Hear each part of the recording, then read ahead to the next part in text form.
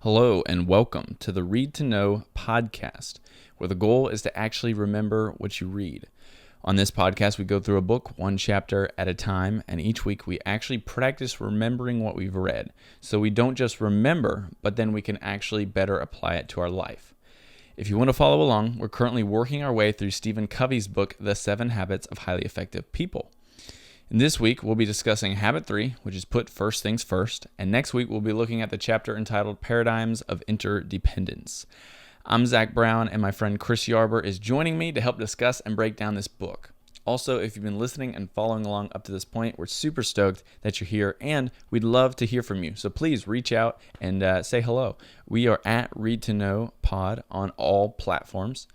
Also, if you listen on Apple Podcasts, please leave a rating and a review. It would help us a ton. And if you don't have Apple Podcasts, no worries. Just share this with a friend who might be interested. Anyway, thanks again for listening and enjoy the conversation.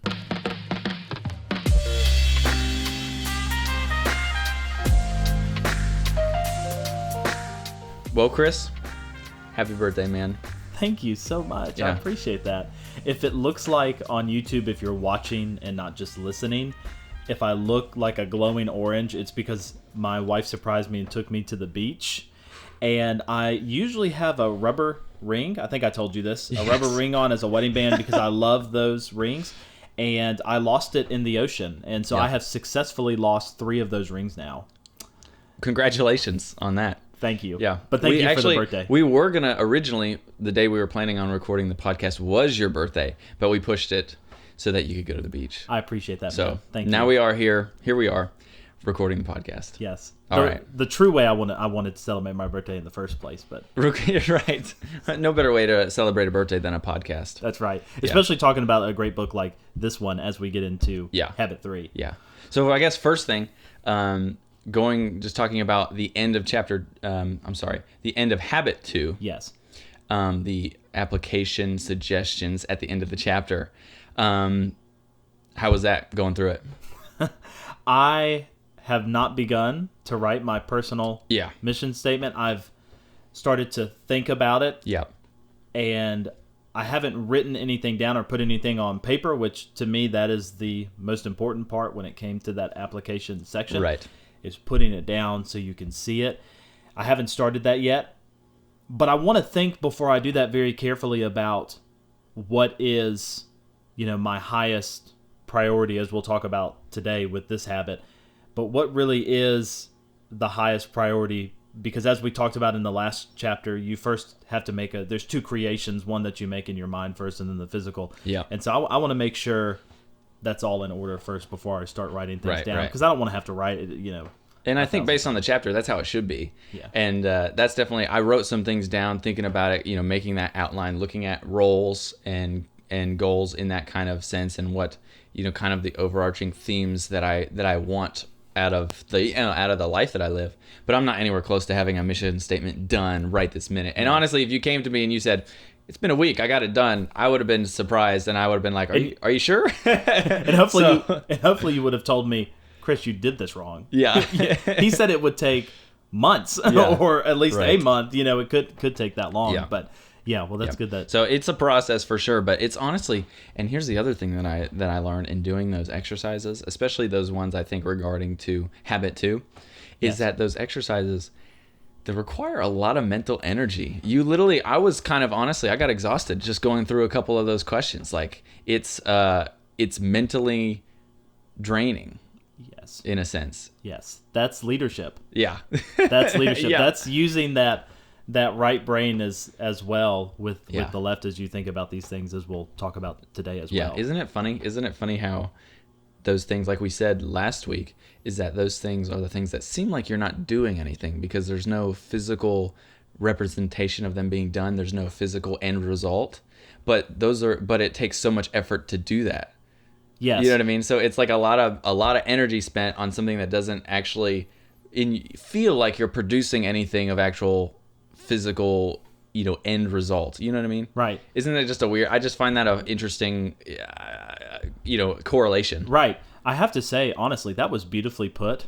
I think you should write Thank a you. book, and All then right. that should be the next book we do on our podcast. If you could write it like that. That was All right. beautifully said. What do we got? Like 5 weeks left on this book, something like that. You can write a book. I'll Just see what I can do. hold off on the personal mission statement for a while. Right. Make the book. We'll have it in the background on the screen for people. Right. Starting next So time. you're basically saying, write a book. Don't think about whether it is in my best interest, with the end in mind. Basically, who cares if it aligns with my principles? Right. Write the book. It doesn't. It doesn't. Just do it. You're responsible for doing it. Do it. Just commit. Just do it. Go against everything we've taught and talked about and Yeah. principalized in this podcast. Yeah. Just do it. That's funny. Yeah. Anyway, we're getting into habit number 3, which is put first things first. Yeah. And he starts out with another question, just like the second habit. Mm-hmm. He starts out with the question of, he asked, is there something that you could be doing in your personal life that you're not doing, that if you took the time to do it, it would have a huge impact on your personal life? Then he asked the same question for your business or work life. Is there something that you could do that you're not doing now that you could have a huge impact on your work life or your career? Right. And so those are the 2 questions that he opened up the chapter with. And he asked you to sit down and just kind of think about it for a little bit before you move on and read the rest of the chapter.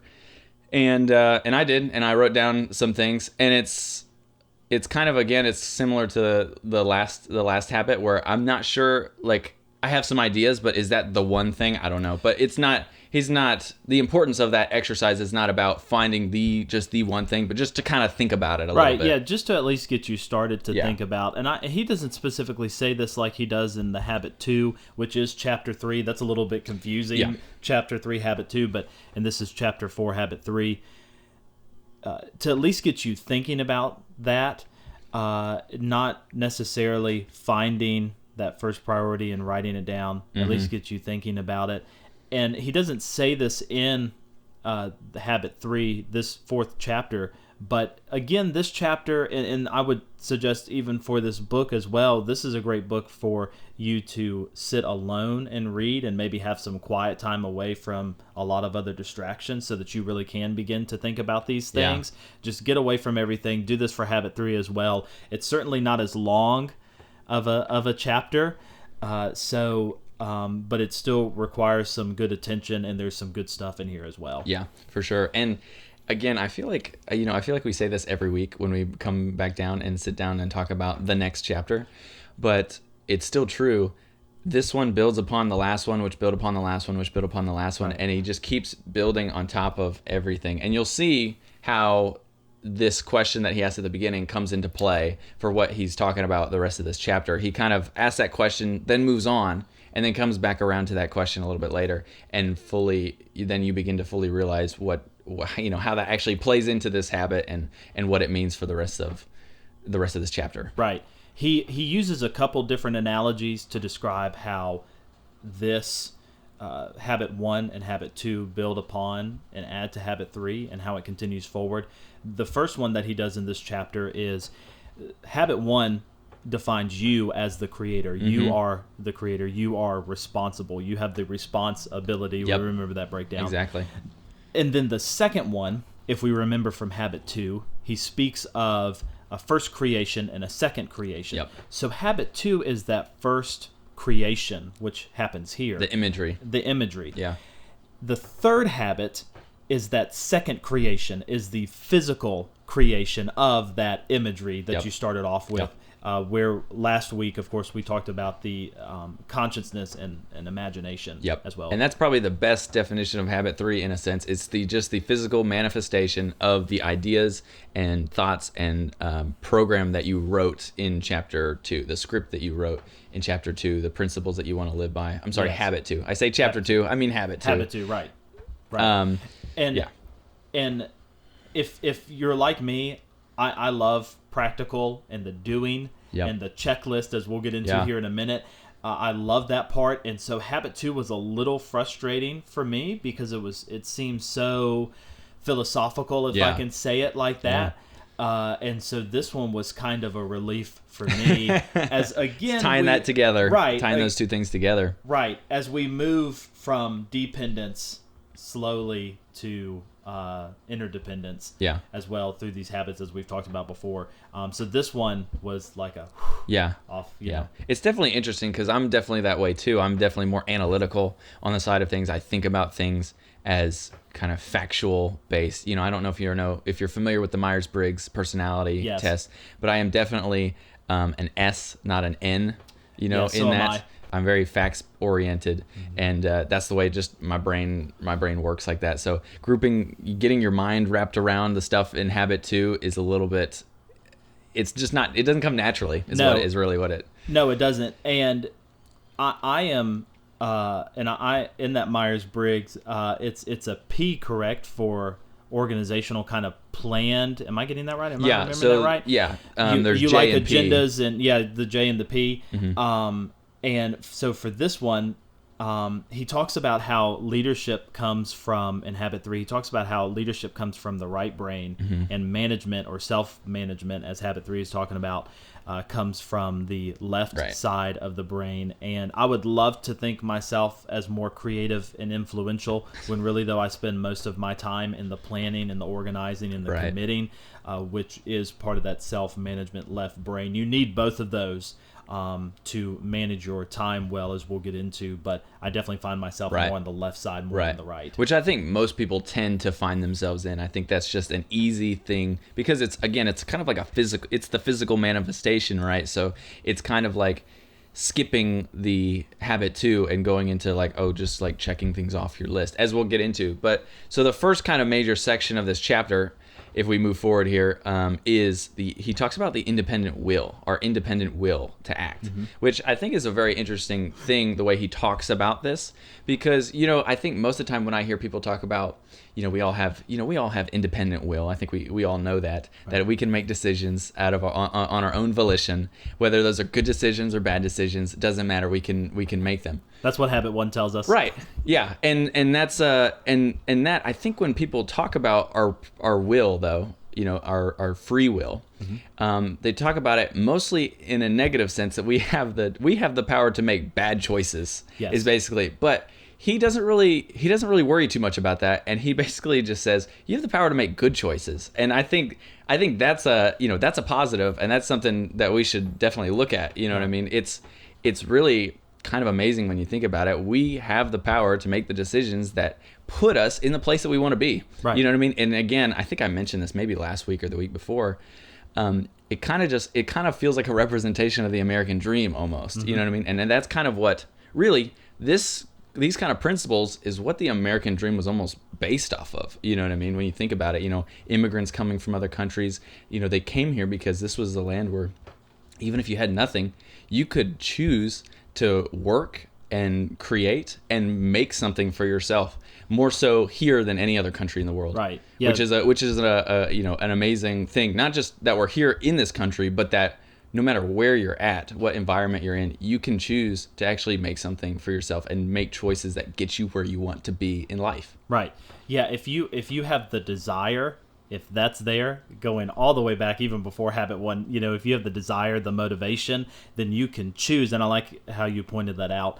You can choose to make those good decisions, because you're right. Free will in most contexts are talked about how we as human beings ruin everything and bring evil to everything we touch is pretty much, the summary of when people talk about free will, the context they're implying to. But we do have those choices to self-manage and to do that well, to become effective. Yep, for sure. And he talks about independent will there, which I think is a good point to start off with. Then he moves into talking about the different styles of management. So basically, he talks about them in terms of generations. Yes. So he talks about first generation of management, second generation of management, third generation of management, and fourth generation of management. Yeah. Which to me, just that I first got stumped on that word a little bit. Generation because we don't usually talk about it in the context of self-management, but he starts using this word generation, and really these are just ways that we manage our time, because we talk about time management as if, and he mentioned something similar to this that we'll get to when we open the book more specifically, but we do manage our times, but it's really more about managing ourselves. Yes. And that's what we find these generations, Yes. or these ways that we do that doing Yes. for us. And he makes that clear distinction that he says most of the time, we're focused on time management, managing our time. But what is really more important to focus on is actually your how you manage yourself. how you manage yourself, personal management. Yes. And that just kind of, again, it's a little paradigm shift. It's not a big one, but it's a little one that does make a difference when you think about it in those terms.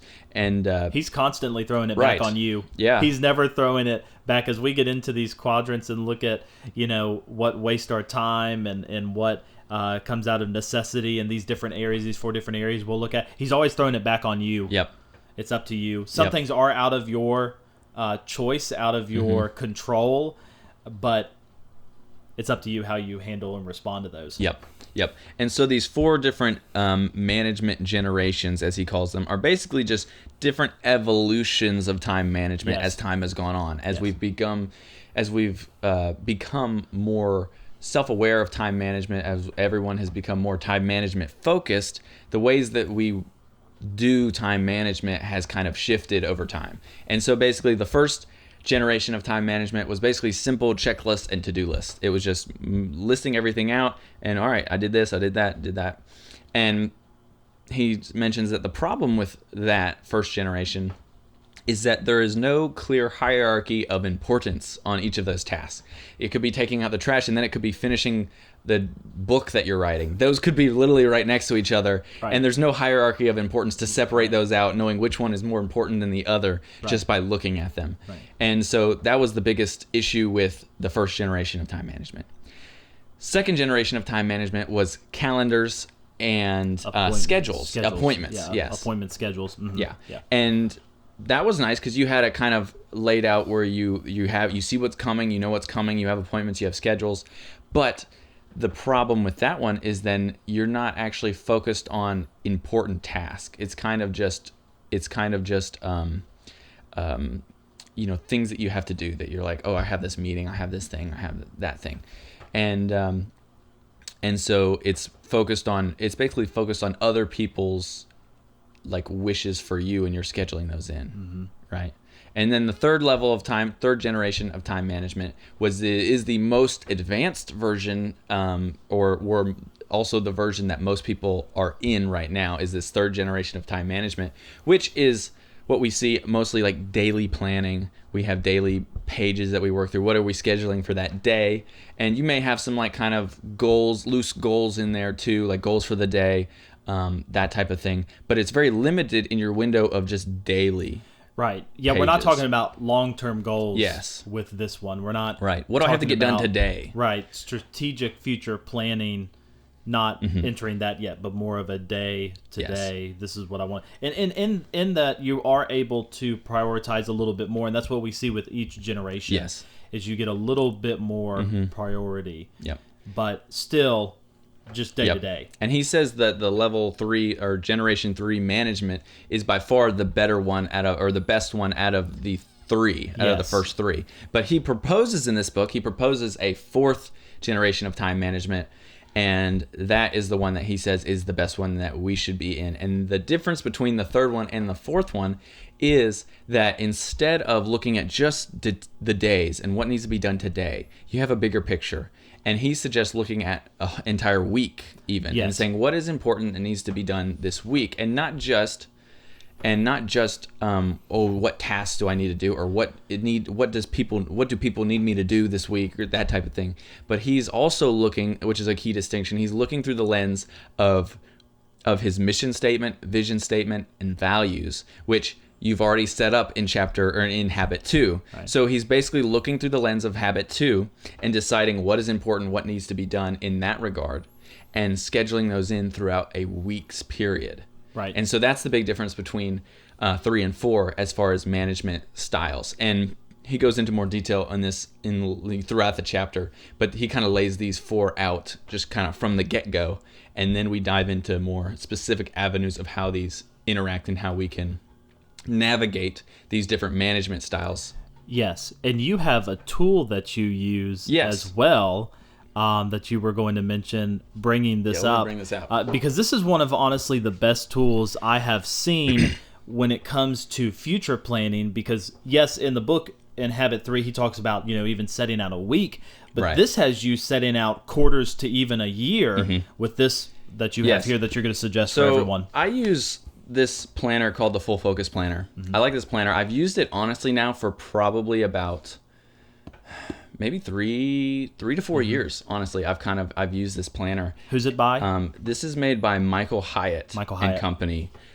Yes. So if you search Full Focus Planner Michael Hyatt, it'll pop up. But I like it a lot. It definitely helps. And he Stephen Covey later in this chapter, he talks about the level 4 generation 4 management style, and he actually gives out in the book, there are pages, basically example pages that you could use for how he would suggest having some kind of planner, some kind of tool to help keep you on track for level 4 management, right?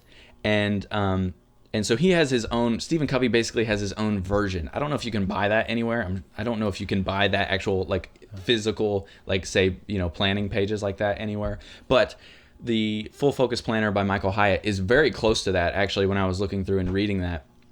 And I have found, what's funny is that actually reading this chapter has kind of brought to life a little bit more of this planner to me, because I fully realize the kind of the integration between what is level 3 level 3 generation management and level 4 generation management, and how even sometimes for me, there are yearly goals, there are quarterly goals, there are weekly goals, and there are daily goals in this planner that I use.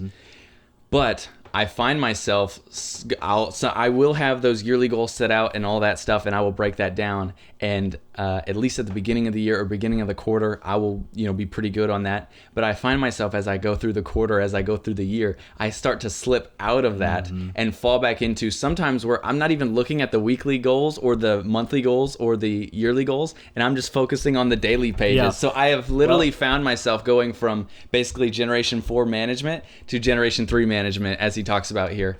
Right. Which is just kind of funny that comes to life to me now, and I understand. I see that happening in my own actions, in my own planning. And right.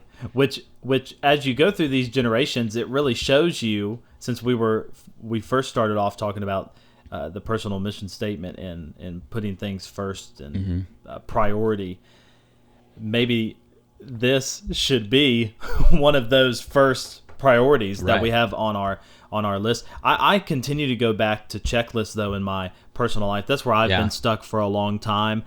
There are apps and places that can help you prioritize these checklists. Yeah. And I have one thing that I struggle to wrestle with is goals. And so if you're on that same bandwagon, setting goals for even a day, or writing, because in that book he gets you to write out top 3 things, kind of 3 goals for that individual in my day. planner, in your planner, right?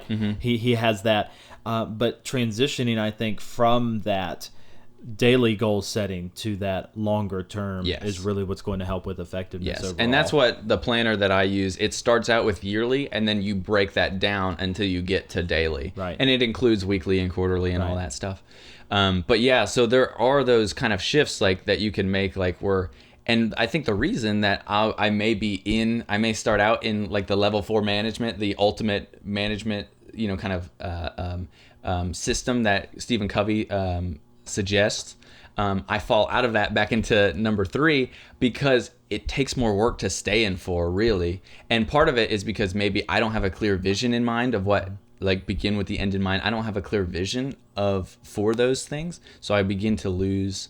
I begin to lose discipline with those things, and that's what he talks about. Stephen Covey talks about too. Is that he says that most people think that they have a discipline problem when he doesn't think so. He thinks that really, instead of a discipline problem, they have a vision problem a mission statement problem, and that if they fix that, then they would have the discipline. And I agree with that, and I find myself, that's why you always have to go back and continually refresh yourself on your mission statement and on your values and on your principles, and then like Stephen Covey said, adjust them if needed, switch them up, or I mean, not switch them up, but adjust them when needed, and make those changes to keep you on the right path.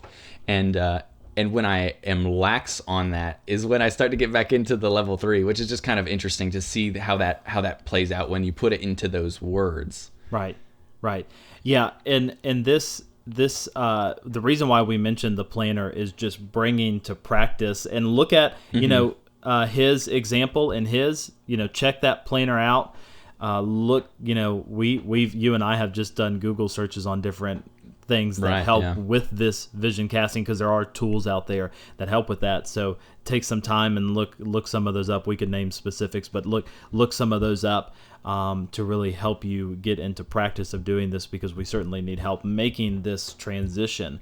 And the reason why these generations are important is because he leads from those generations into these 4 quadrants. Yep, and it's the management matrix that he begins to talk about next. Yes. So he switches gears here from the generations of management to the management matrix. And so basically this management matrix is broken down into another 4 groups here, and we have basically broken into quadrants: quadrant 1, quadrant 2, quadrant 3, quadrant 4, where the first quadrant is the quadrant 1 is then things that are important and urgent. So he switches these. He has each of these have a different level of importance and a different level of urgency.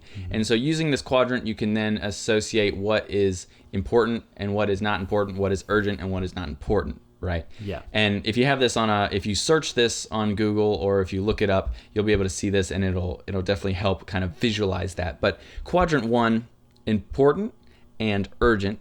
Quadrant 2 is not urgent but important. Quadrant 3 is important but not urgent. I'm sorry. No, that was wrong. Quadrant 3 is urgent but not important. Yes. And then quadrant 4 is unimportant and not urgent. Yes. So, and in your book, that's how it had it labeled out. Yes. And for those who have do you remember what yours said? Because he had I think I remember most of them. If I can't remember all 4, please excuse me. We do not have the books in front of us. Because Chris is reading the Kindle version, and on the Kindle version, he had specific names for each of those quadrants, which I thought spoke to what those meant very well. I thought it was a little bit less confusing, right? And I did not know when I purchased it how much the infographic, because it is the Kindle version, but it's this infograph one. I didn't realize how much that would help me as a picture visualized kind of person. So thank you for that. So the first one, quadrant 1, is necessity. Okay, it's things that come up that you honestly were not planning, but they come up. But you have to do it. But you have to do it. Yeah. You have to do it. They take up a lot of your time, and he says that a lot of people live in quadrant 1. Yep. Important, because as you said, they're important. So it comes up, and it comes up, and it comes up, and people just get stuck fixing problems. Right, and that's fixing problems, fighting fires, that type of... Which is not leadership, based on his definition. That's not leadership. That's, a form of management. Yeah. It's problem solving all the time, which he's trying to lead us out of. And so the first one was necessity. Quadrant 2 was effectiveness. Effectiveness. Which is what we, by the title of the book, want to obtain. And so we'll speak to quadrant 2, but those things that are effective, things that are not urgent, but they are the things important. They are important. They are some of the things that we, work on first and help meet a lot of those long-term goals. Right. I remember the 4th one was waste. Yeah. And in there, he has examples such as like watching TV or surfing the internet. Now, let's just remember as we read this is in the context of productivity and self-management, independent will.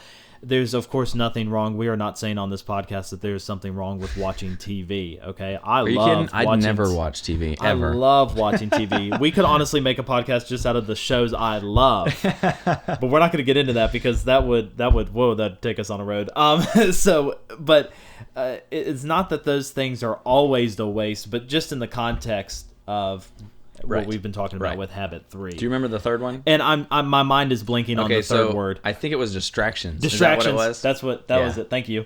This is the importance of friendship, man, and doing Talking it together. This out. Yes, yep. distractions. Exactly. So the third one is distractions. It's things that are urgent, but they're not important. So it's like you get a phone call, you're like, oh, I have to take this. Yes. Or, and that's what's funny. He said that, and this is, how true is this, that he said, if someone called you on the phone while you're in an important meeting, Right. how likely are you to say, hold on, let me take this, and walk out of the room and leave those people sitting in that meeting for like, say, 10, 15 minutes? Right. But how do you ever answer the phone and say, hold on, I'll be 15 minutes, I'll put you on hold? You never say that. No, you never say do that. that. And that's what's what funny? he's talking about, what's urgent but not important. Right. Things like that. I read that, and it took me back to last week. Uh-huh. While I was holding my phone, reading the book, someone was trying to call me.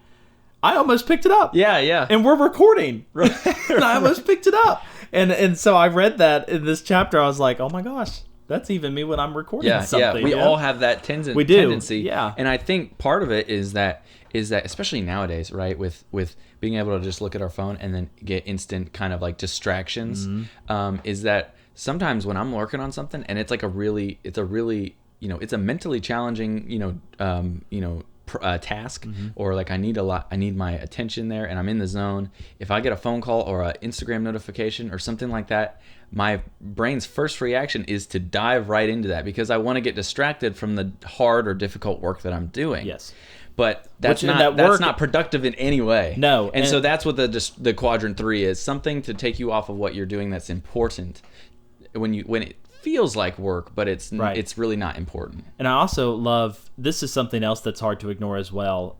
Even harder than phones and text in this digital age that we live in, is when he says in that quadrant, distractions are other people's minor problems. Yeah, wow.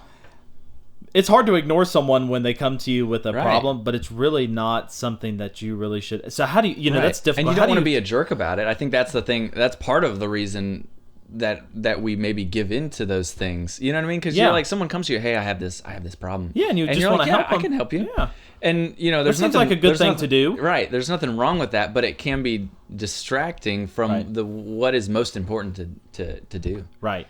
So even that is even harder than, again, ignoring the phone call or the text or something like that. And when you think about how much time you spend in each quadrant, like, it kind of starts to, again, just another exercise to kind of help you visualize how effective you are, kind of in just your day-to-day like life and living and working, on the things that you need to accomplish and stuff. Yes. And so when we're talking about this management matrix, this time management matrix, I think the most interesting thing that Stephen Covey talks about in this is his importance that he puts on quadrant 2. Because I've read books where I've seen this same matrix, and I know this matrix, like I have read books where people talk about this. So this idea of the matrix was not new to me. But reading this, no one else has ever put this much importance on quadrant 2.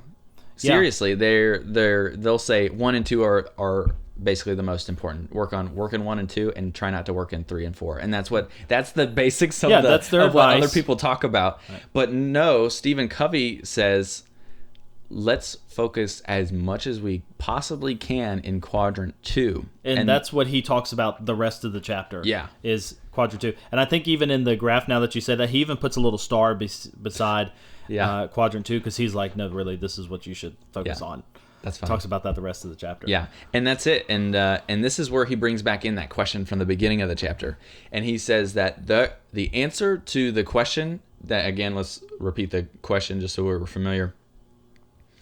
What is the one thing that you could do in your personal life that is that would make a huge difference, a huge impact on your life that you're not doing now, but if you did, it would make that a huge positive for your difference. personal and for your business? Those two questions.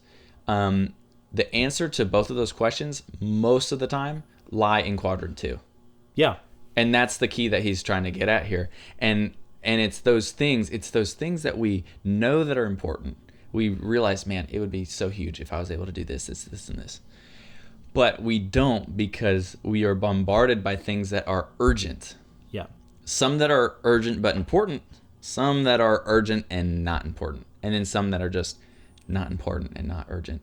So we get bombarded by the other things in those other quadrants, and really, if we focus more time in quadrant 2, we'll actually be able to exponentially increase our effectiveness in whatever area we're trying to become more effective in. And so that's really interesting to me. No one has put that much focus on quadrant 2 before when I've read other things like that. Right. Yeah, this was my first time seeing it. And half of the work done in this book, which makes it so brilliant, is most of it is about self-identification, looking at those 4 quadrants, reading about them, and going, oh my gosh, this is where I live. Right. And probably for most of us, it's not in quadrant 2. And we've repeated this time and time again. But quadrant 2 is where you want to be at when it comes to being proactive. It's where you want to be at when it comes to focusing on your first creation, and certainly where you spend your time in the practical second creation, which is putting this thing first. Right. Yeah. Right. And the funny thing about quadrant 2 here, again, is I think part of the reason that we don't, we obviously don't work on things in quadrant 2 as much as maybe we should, is because it's not urgent. It's not pressing. It's not a pressing matter.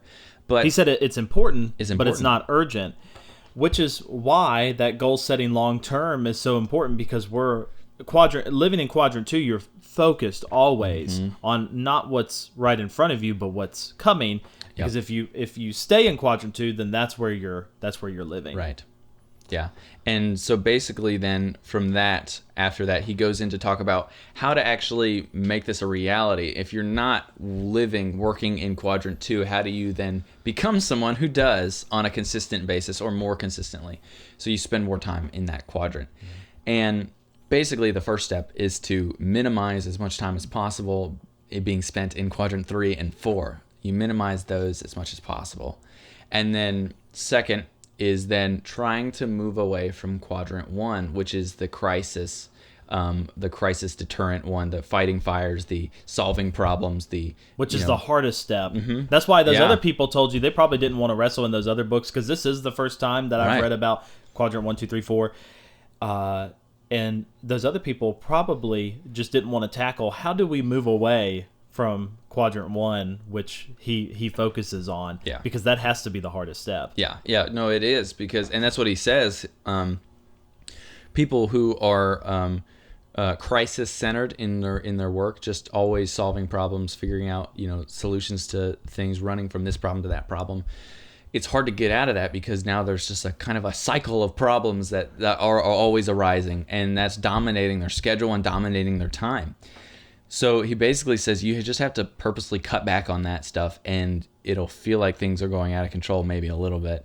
But he says, actually, if you work more in quadrant 2, that more of those problems that may have been there before, they will stop appearing, because you'll actually have solved the problem at the root in quadrant 2 versus solving it after it's a problem in quadrant 1, if that makes sense. Yeah, that makes sense. And he kind of gives an example. I don't know if you remember. I don't know the details specifically, but he gives an example where he's talking to people, and they're trying to they have issues with the people that they're dealing with, and he realized that a lot of stuff in quadrant 2 is also a relationship thing. It can be a relationship thing, and so it doesn't seem like, again, working in quadrant 2 produces really that many results. Almost, it's kind of similar to habit 2 in that regard. Yeah. But once you work in that, and he said they built those relationships with their customers or tenants, maybe even. Once they built relationships with those people, the problems that they ended up having later on down the road just kind of actually just started to dissolve. Right. And so that's the interesting thing about quadrant 2 as well, is that the more time you spend there, the less crises you'll have to address and deal with later on down the line. Right. And you're right in saying that living in quadrant 2 and working there, you don't see as many things on the outside done right in front of you. You don't see as many problems solved. When people come with you, even with distractions, even in fixing their minor problems, you still feel like you've accomplished something. But those things that you've accomplished are not anywhere near, hopefully, your vision and mission. Yep. Do you have anything left as far as talking about quadrant 2? No, I do not. Okay. So I think the next section, after he gets done with talking about quadrant 2, and of course we'll pull this up when we look at the book, because I will definitely not be able to remember all the steps of this, but he lists out steps in how to transition from quadrant 1 or quadrant 3 and 4 to quadrant 2, to focusing on quadrant 2. Yes. Then he also talks about tools to help you, as we were talking about the planner, tools to help keep you in quadrant 2. And so that's what he talks about next in that section, is talking about things to look for that help you stay in quadrant 2. What kind of tool do you need to stay in quadrant 2, and also keep you from staying in the 1, 2, 3 generations of management and staying in the level 4 generation of management. And so he talks about some criteria to look for there, and it's mostly dealing with for a tool, you need a tool that helps you keep your mission statement up in front where you can see it often and reference that. And then you need something that can help you decide what aligns with that. An outline of your roles that you play, and then an outline of your goals that you would play with those roles. And so that was actually a cool section where he talked about, he's looking at the week, like going back to what this looks like on a practical level, is you're looking at your week and you have goals maybe for the week. And again, he's looking at the roles that he plays in life, like a father or spouse, his job, and those different things. And then he lists all those out, and then he picks 1 or 2 or 3 goals for each of those roles that he plays. And so it, again, as he talks about, it helps keep that P to PC balance in place in his life. And that's the key too with this quadrant 2, is the more you focus in quadrant 2 and the more you focus on the level 4 generation style of management, the more that your life will be in balance with the rest, with everything else. Everything else will be in a better, you'll have a better balance of everything in life. Yeah, I was excited to see the section that said P to PC balance, that he's going back to that. And like you said, when we pull out the book, we'll mention those practical steps, because in this chapter, it's almost as if he speaks of theory first and then praxis at the end, which he did as well for Habit 2. And the Habit 2 chapter was longer, of course, than this, but I feel like in this one he had just as many lists. And so there are, as you work to remember, if you've found someone, hopefully that you can speak these things out with as you read this book together, or another book, it is difficult to remember all of these different lists. But I love how he, again, turns it to the praxis and gets as detailed, it's so hard to imagine doing this in your own life, but breaking down those individual roles, because I reflect on my life as I was reading that, and I easily thought of 5 different roles that I play, because even at work, in your household and in work, you have multiple roles within those roles, right? Which is what makes it difficult, but naming all of those out is important. Yep. But he gives you what you need to look for in a tool, and then he gives an example. Like I said, he has some pages there that as example pages for what you can use as a weekly management tool, which was really helpful. And I'll probably even take some of the things that he had in that template and try to apply it to the planner that I do have and use, because there were some things that weren't quite there. So I may try and integrate some of that into it as well, just to help keep me on that even further. Yeah. So there was some good stuff there. And then after that, he moves on to talking about the delegation side of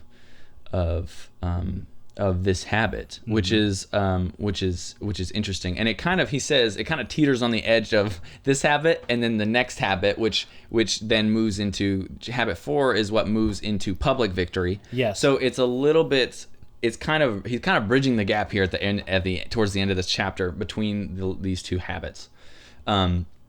Because delegation is obviously you're working with someone else. So it's a little bit of a relational interdependent thing. Yes. But he talks about delegation and specifically how you delegate. Yeah. Because that's what we don't pay enough attention to. We would think of delegation as just telling someone how, or telling them, to do something. Yet he wants you to focus not on specifically telling them, okay, do this, this, and this, and do it this way, and this way. Right. But this is kind of how I want this to look. And then giving them the freedom to make it look that way. Yep. And he uses 2 terms to define those 2 things. The gopher delegation, which is go for this, go for that, do this, do that, basically. And then the stewardship delegation. And that's the second one, the one that is actually, he said it takes more time to set up but it's more beneficial in the long run. Right. It's almost as if you're taking that responsibility that you have and you're empowering them with that, which is why it's given the name stewardship, because you're giving them that that motivation and that delegation, really for them to work it out the way they want to, which is a really empowering feeling when you have someone, especially a boss, that does that for you. It's a very empowering feeling. And again, strengthens that relationship between the two of you. Yeah, for sure. And the biggest story in this section is the one with his son, right? They were talking about who was in charge for this, who was in charge for that. And they started, it was a family meeting thing. Yes. And he started out, he's like, who's going to pay the bills this month? And, no one raised their hand. And Stephen Covey raised his hand. He's like, okay, I'll pay the bills. And then they go through the list of all this stuff. And then they said, who wants to keep the yard clean? And one of his sons raised his hand and said, I'll do it. He volunteered. Mm-hmm. And he said, okay. And instead of just telling him, hey, do this, do that, he says, how can I make this a stewardship delegation? How can I put him in charge so that it is his thing that he can take ownership of and be proud of? And so he goes through all those steps. He's like, he gives them again, and he also gives us these same guidelines for when we are delegating tasks. He talks about these principles. First off, you have to have a clear understanding of what this is and how and what this is and what the end product should be, what you're looking for. And he goes over that with his son. He's like, he wants the yard green and clean and green. You know what I mean? Those two words. That's what he wants. And then talks about, some things to do. He said give some instruction, but mostly things that things not to do. Right. And so, that's another interesting thing too. I think most of the time we're like, do this, do that, do that, but just give them, don't do this or avoid doing that, and give them reasons why, like, why might this be an issue if you do it this way, right. that type of thing. Right. But clearly explain the guidelines and clearly explain the overall end vision that you have for the task or the, whatever you're delegating. Yes. I'm glad you mentioned where he said, give them some parameters of what not to do. Yeah. Because I was going to mention that when I read that, I pictured that almost as if, when I go bowling, which I'm awful at, I like to put the guardrails up on the side, even though I'm 26 now. So I like to do that. But it's almost as if you're setting up guards and you're saying, don't do this. And in bowling, the guards, when you set them up, you only have a little bit of space where you can't go. Right. And so you give them just a little bit of spaces where they can't go, but there's so much room got the whole lane to where you can go. Yeah.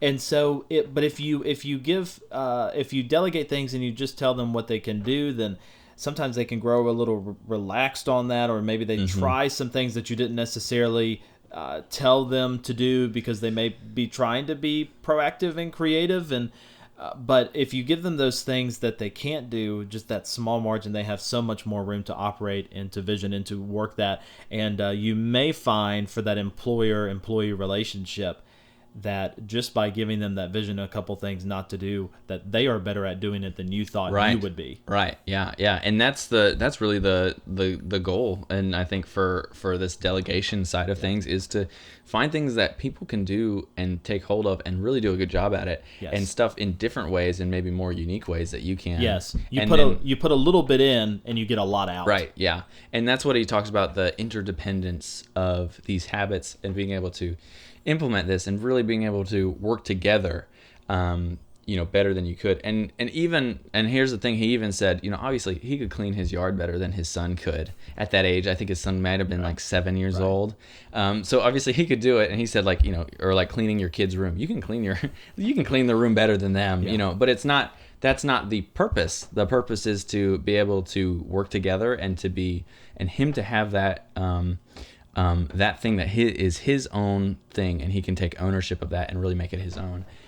Even if it's not done as good as you could do it, you can still both benefit from working together in that way. And I think his example of his son, as simple as it is good illustrations for those of us who work with others, and part of our job is asking them to do things, is don't just think of the biggest thing that you can delegate and try it with that first. Start with some of these small things. If you have kids, then maybe start there with some of these smaller things, and just get in the practice of casting that vision and telling people, hey, don't do this and this, but you have so much more room to operate in, and really giving them ownership, because that takes practice. Yep. And he says, it's towards the end of the chapter here, but he's talking about still delegation and stuff. And he says, trust is like really like the most important and most like powerful, I think, Yes. Not emotion, but most powerful kind of connection that you can have with another person is to fully trust them to kind of do that job, and trust them in that they're going to hold their end of the deal, and you're going to hold your end of the deal, and we're going to come together, and because we both held up our ends of the deal, that it's going to be something that we both couldn't do on our own, Right. but something that together we can actually get a lot farther faster. Right. Yeah. No, it grows that connection. Trust is really a motivator as well. When you trust someone more, you of course that means that you can rely on them, and when you can rely on them and that action is repeated time and time again, then you have even more room to give them even to delegate in a wider sense some of those things, because now you trust them, and that's been built, so that relationship has grown. Yep, exactly. Yeah. And that's pretty much where he wraps up this chapter. You ready to open up the book? I am, man. All right, let's do it.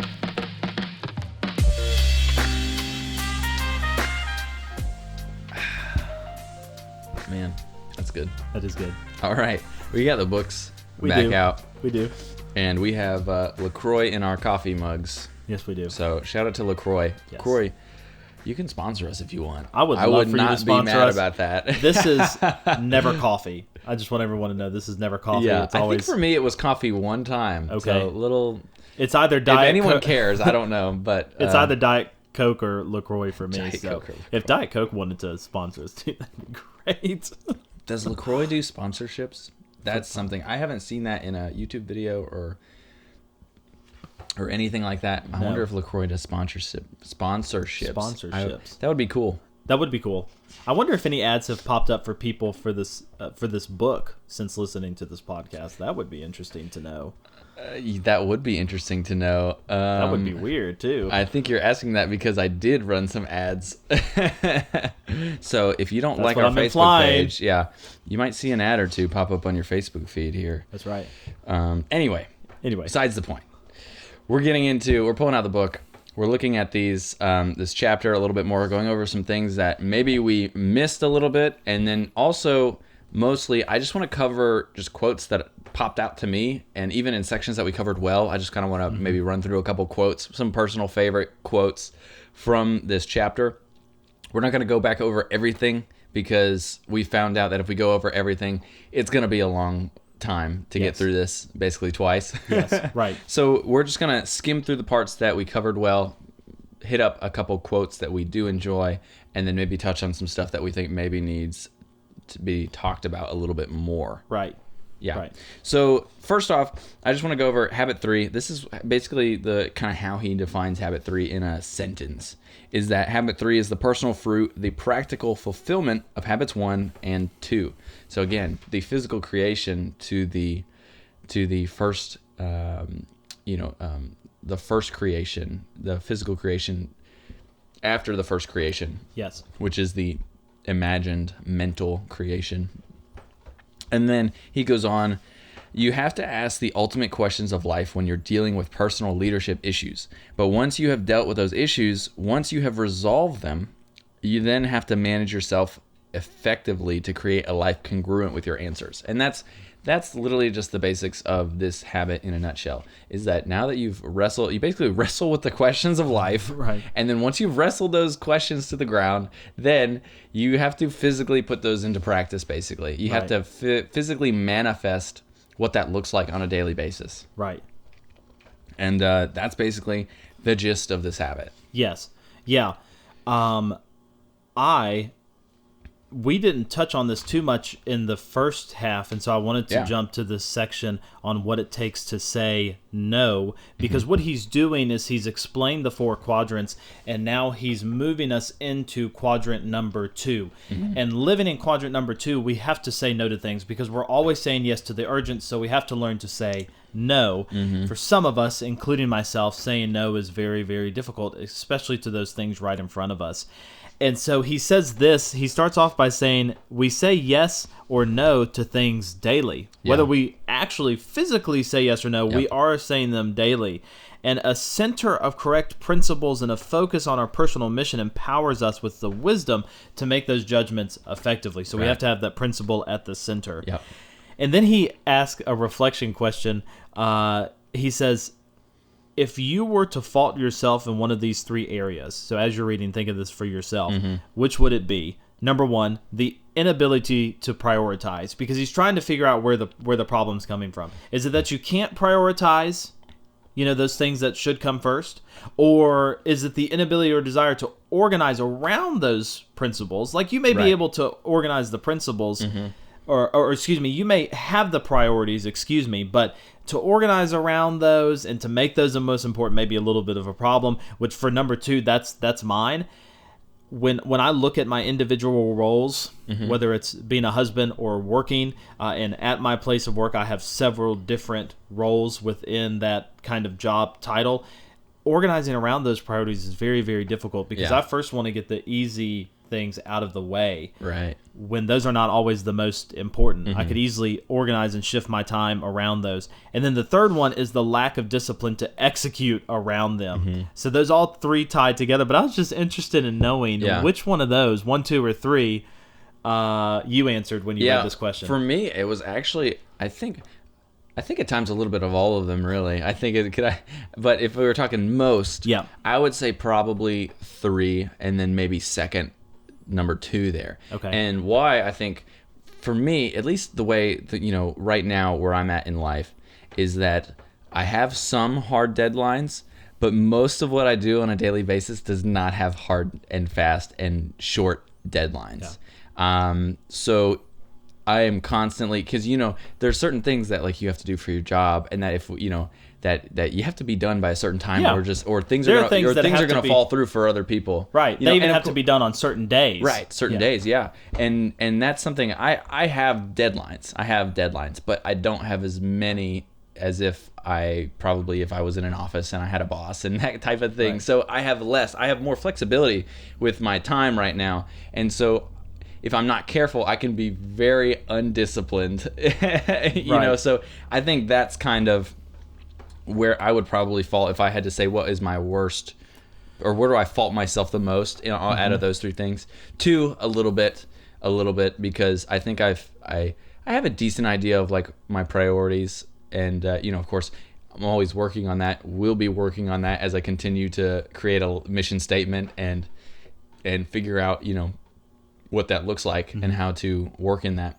But a little bit of 2 as well, just because it's hard to with having to schedule everything. There are things that pop up, dealing, talking to clients or other emails that come in and things like that can easily, again, probably be in that number 3, urgent but distracting and not important. Not important that they shouldn't be dealt with, but need to be dealt with, but aren't number 1 on my importance list. Right. And so those things in number 2, in that second area that you were talking about, that could be another thing that I probably would struggle with from time to time, but probably mostly 3, I would say. But the funny thing about that is that if you go to that section in the book, he talks about that Stephen Covey thinks that if most people will say 3, but he thinks that's not the case. Right. He thinks that it's a problem with people's actual the why behind what they're doing. If they, again, it goes back to begin with the end in mind. If they had their mission statement set up, if they had their why set up and they were aware of it, they wouldn't have a hard time coming up with the discipline to make that stuff happen. Right. That's what he says. Yes. After that, which is interesting. Yes.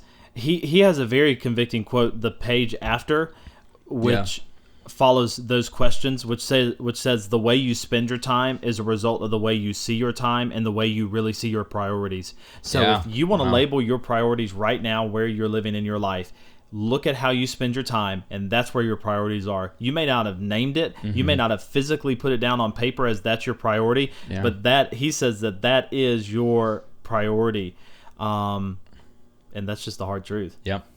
Yep, it's true. Yeah. Yeah. Those things like money and time and those important things, those important resources that we have, where they go the most is what is really most important to us. Yes. And those things are mirrors kind of to ourselves, in a sense, if we look at them that way. Right. But yeah, so if we can keep going here with a couple more quotes. There's one, and he quotes Peter Drucker here. He paraphrases him, but he says, "Effective people are not problem-minded; they're opportunity-minded." Yeah, which I like that. I like that wording, and I like that kind of visualization a lot. And he talks about people living in quadrant 2. They're opportunity-minded, and that's why. And that's the difference between quadrant 1 and quadrant 2. Yeah. Quadrant 1, you're problem-minded. Basically, if you spend most of your time in quadrant 1. If you spend most of your time in quadrant 2, you're opportunity-minded, which is very powerful, I think. Yeah.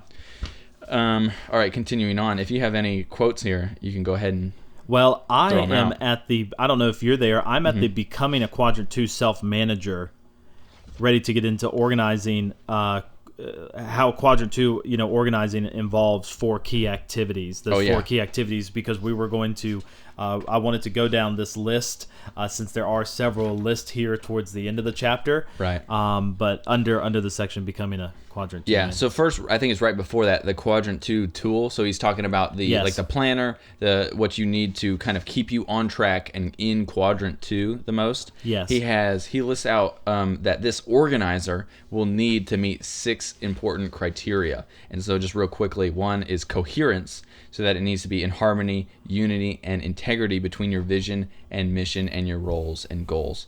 2, it needs to have balance. It should keep your life in balance between your different roles and the different aspects of life that all intertwine with each other.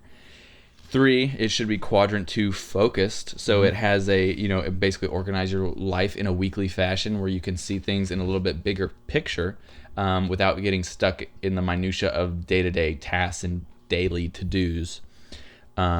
And he says here that the key is not to prioritize what's on your schedule, but to schedule your priorities. Right. It's the same if you've seen the visual analogy that someone has like a big glass and they have a lot of rocks, right? If they put the small rocks in there first and then the big rocks in there afterwards, they can't fit them all. Right. But if they put the big rocks in there first and then they put the smaller rocks in there, then you can fit it all into that same container. Right. It's the same size, but you have to schedule the big things first and get those nailed down, the important things first. Then the rest of it will fall into place, and you'll have room for the rest of it that's necessary. Right. And that's such a hard thing to do. It is. Yeah, Yep. It sure is. So the 4th one, if I keep going here real quick, for a people dimension, and that's another important thing that we probably didn't touch on a whole lot when we were talking about it earlier, but he makes this distinction also, is that quadrant 2 is very relationship focused, and that's an important part of this. And the problem with the generation 3 style of management, right? It's so productivity focused that it's almost too rigid in a sense. And then it's like, this is my daily schedule. This is what I need to do today. I got to get this done. Boom, boom, boom, boom, boom, boom. And it focuses on efficiency. And he says, you have to still leave room for actually going with the flow a little bit. Not saying that you're just throwing everything out, but you have to leave room to be flexible, and you have to have a people dimension there, right? Because relationships are important, and building relationships are important. And actually, instead of effectiveness with dealing with people, you realize you can't deal with people in effectiveness. You can't deal with people in efficiency. Right. You have to deal with them with effectiveness. Yeah. And we look at our tasks with efficiency, right? That's how we look at our tasks. We got to be efficient. But we can't be efficient with people. It doesn't work that way. Right. And so that's a key distinction to make when dealing with people. And people actually play a big role in a lot of these quadrant 2 type tasks. Mm-hmm. Yes. Yeah. You need a tool that deals with people, not just with schedules. Yep. And I covered 5 there too. Flexibility is your planning tool should be your servant, never your master. And then portability also a little bit is that it should be portable. You should be able to have it with you at all times so that you can reference it. Right. Right. But yeah, so then, all right, moving on to what you were talking about, becoming a quadrant 2 self-management manager. Manager, yes. You listed some of these already, Yeah. but I just wanted to re-highlight them about identifying your roles. These are 4 key activities, identifying your roles. And so these are good things to make a list of. He has examples of people that we might see with various roles. So just for some example, individual, which is not something that you would think of as a role, but really, I mean, you as an individual, you have that. Spouse and parent, manager research, manager staff. He has just one example. And notice how that's all in one, probably all in one job, one place of work, but that's all the different levels of management there in that job. And then also you have chairman of United Way, whether it's something with a nonprofit or with a church that you may be involved with, you have that role as well. So just breaking out those roles is very important so we can organize and get into living in quadrant 2. For sure. And then selecting goals as well Is the second step.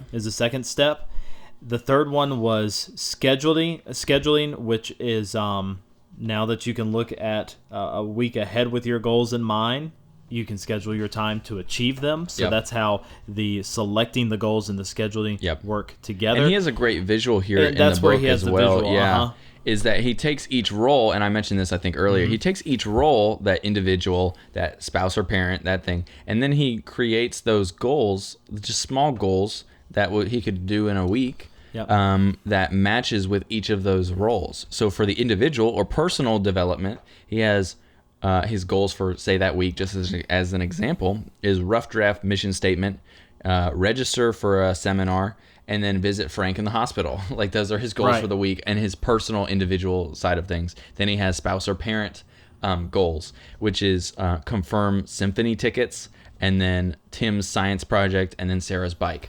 And the interesting thing actually I like about this, looking at this, is that, it's funny that one, like fix Sarah's bike, that doesn't feel like a goal, does it? No, it does not. No, not at all. But the funny thing is that I think doing that and writing it down and looking at it through your mission statement and then your roles, and then creating that goal, that may not be the most exciting thing in the world to fix your daughter's bike, but it kind of flips the way you look at it, and you realize how it serves a bigger picture than just fixing the wheel or fixing the chain on a bicycle, right? It gives it a greater sense of purpose. Like, you know why, not just so that she can ride her bike, but you know what I mean? But for the overarching thing of being the father that you want to be, or, with that vision of, this is how I want to, this is how I want to live, and this is the kind of person I want to be to my kids or to my, family, that type of thing. So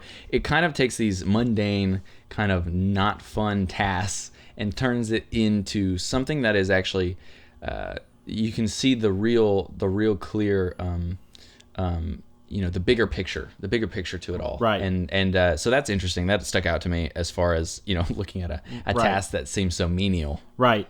And he doesn't have a graph for it necessarily like that, broken down like that when it comes to the scheduling. But the fourth and final one here is the daily adapting. Yeah. Which is, now that we have, living in quadrant 2, this kind of weekly organization, daily planning becomes more of a function, he says, of daily adapting and of prioritizing our activities even more specifically day to day. I do not, as I said, I do not have a graph for that in mind. Did you have yours in your physical copy of a book? This right here? That right there? Is that the daily adapting? Under the daily adapting section? No, this is still in scheduling. This is scheduling. Okay. So yeah, my thing here is he has his mission statement, which then feeds into his roles, which then feeds into his goals. Gotcha. And then from those roles and goals, through the goals, he can then have plans that he would schedule throughout the week. And he has 2 options with those plans. You can either schedule it for yourself to do or delegate it. And that's the graph that I'm looking at here. But yeah, daily adapting is just then taking that same schedule, that weekly schedule, and figuring out how it works into your day, into each day of the week. What day you do that, and like you said, there's some flexibility to that daily schedule, but he has an idea of what he needs to do in that week, and he can figure out what are the best days to make those things happen. Right. Yeah. What quote do you have next? Any others that stood out to you? one of the next sections that I arrived to when I'm flipping here is, and you may be after me, but the delegations, 2 kinds of delegations. I just want to say I am super proud of you for remembering both of those names. Because I was listening to you talk about them, I was like, oh, thank God that he remembered those because I did. That's funny. Yeah. Real quick before we head over to that, I do want to mention just this one quote here, because I think this is, again, something that's important, but we probably often don't even think about, is that he's talking about the 4th generation tool, which is obviously, the one that he's focusing on and the one that he wants us to kind of move towards in this book. He says that, people are more important than things, and that's what the 4th generation tool recognizes. And it also recognizes that the first person you need to consider in terms of effectiveness rather than efficiency is yourself. And that's something, again, probably both of us could tend to struggle with, because we are not necessarily relationally oriented. We are very task oriented and analytical in the way that we handle tasks, in the way that we handle scheduling our time and that kind of thing. So that's the thing that people like us probably especially need to remember, is that we shouldn't deal with ourselves as as much with efficiency. Efficiency as with effectiveness. Right. And those things look very different. And tell you what, that sometimes has led to, for me, like frustration, and like, why am I'm not efficient enough? You know what I mean? And you get caught up in that, but that's not really what it's about, to be super efficient as a person all the time. Right. You need to be effective, and there is efficiency that comes with that, but effectiveness is really the goal. Yes. Personally. Right. So anyway, I thought that was a very interesting note there that he made. Yes. I wanted to mention, you described it well, the difference between these 2 kinds of delegations that we see here. Yeah. With the stewardship delegation, though, because that's so important, I wanted to mention there's 5 areas that he gives to kind of how this looks, playing this out. Right. And so I just want to name them real quick. First of all, when you're delegating something in a stewardship way, you have to, there's really 5 things that can make this work really well. First of all, the desired results, that you create a clear and mutual understanding of what needs to be accomplished. But then you have guidelines, which identifies the parameters in which that individual should operate. And so both of those are given kind of in both areas of delegation, but what makes it different is with the stewardship is you then identify resources, the resources, whether that's human, financial, technical, organizational. Then you have accountability as well, which is setting up standards, which you don't always do when you just tell someone to go do something. Accountability is something that you just expect them to do it, and that's kind of how it operates. Yep. And then consequences as well, in both the good and the bad, because that's always talked about in a bad sense when we hear the word consequences, but specifically what will happen both good and bad as a result of the evaluation. So just 5 very important aspects of that stewardship. Yeah, exactly. And he says it at the beginning of this section here. He said, stewardship delegation is focused on results instead of methods, which again is something that probably doesn't come naturally to you and me, because I am a methods guy. I am like, how do I do this? What is the method? Yes. What is the method that will get me the result? Yes. But that's not what it's about. It's about the results.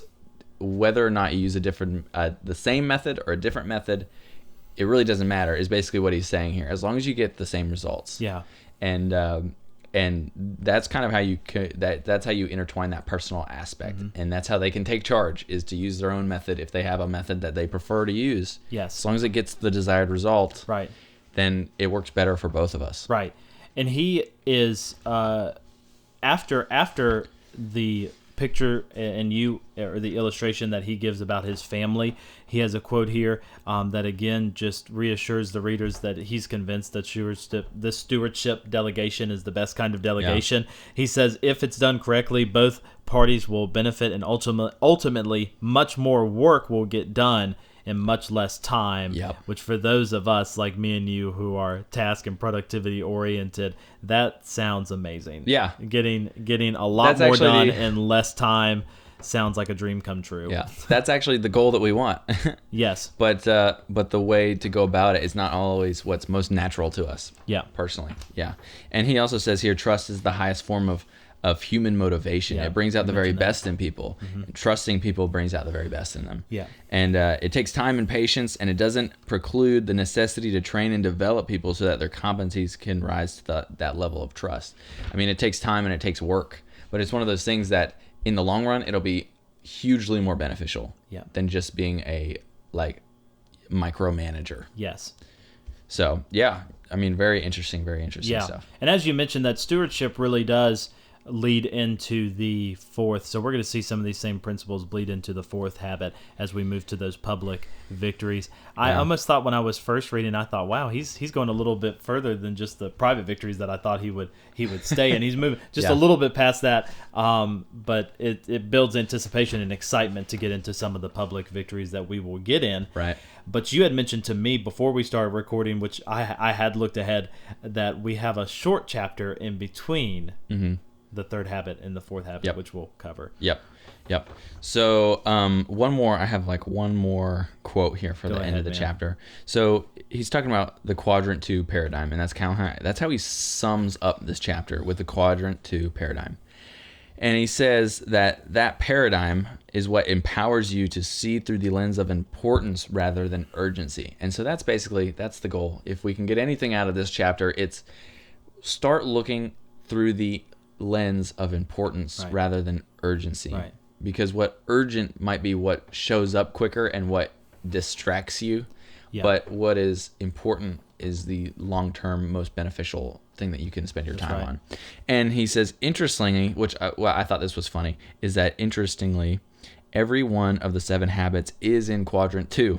And on a regular basis, every one details with fundamentally important things that if done on a regular basis would make a tremendous positive difference in our lives. Every single one of the habits is in quadrant 2. Yeah. So, and that's true. That's what we found out to be, Right. It's extra time, it's extra work outside of what is immediately popping up as urgent and we have to do this. That's why we haven't gotten around to those things, until you sit down and read it and you're like, okay, I'm intentionally going to do this. That's why it takes intentionality. Yes. Is because it's in quadrant 2, right? Yes. Right. So it's kind of funny. Right. That's how that works. So yeah. So that is habit 3. Put first things first.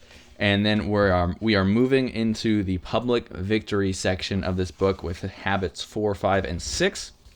But in between that, there is a small chapter called Paradigms of Interdependence. And that is what we'll be covering next week.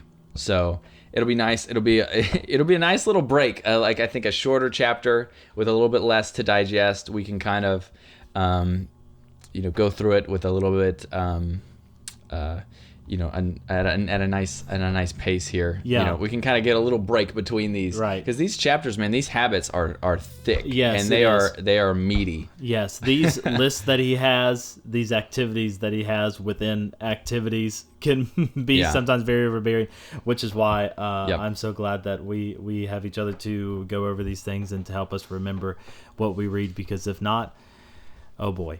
Yeah, for sure. Yep. So this week we're going to look at the application suggestions for habit 3, and then next week we'll talk about paradigms of interdependence. Right. Sounds good.